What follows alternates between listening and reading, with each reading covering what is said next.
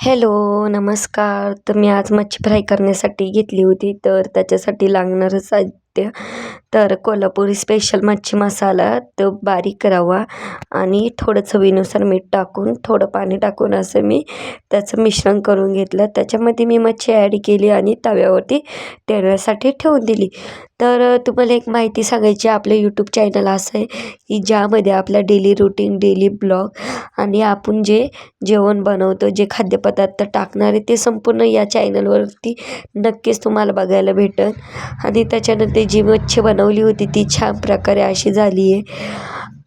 त्याच्यानंतर मी घेतली होती सुक्की मच्छी पण बनवायला. तर त्याच्यासाठी लागणारं साहित्य: बारीक रवा, कॉर्नफ्लॉवर, मैदा, लाल तिखट, चवीनुसार मीठ. हे संपूर्ण मी याचं पण मिश्रण असं बनवून घेतलं होतं. त्याच्यानंतर मी मच्छी त्याच्यात टाकून घेतली आणि फ्राय करण्यासाठी ठेवून दिली. त्याच्यावरती एक ताट टाकून द्यायचं, कारण मच्छी चांगली अशी परतून निघते आणि छान अशी शिजून निघते. तर व्हिडिओ आवडल्यास लाईक करा. लवकरात लवकर आपल्या चॅनलला सबस्क्राईब करा असे नवनवीन व्हिडिओ बघण्यासाठी. थँक्यू.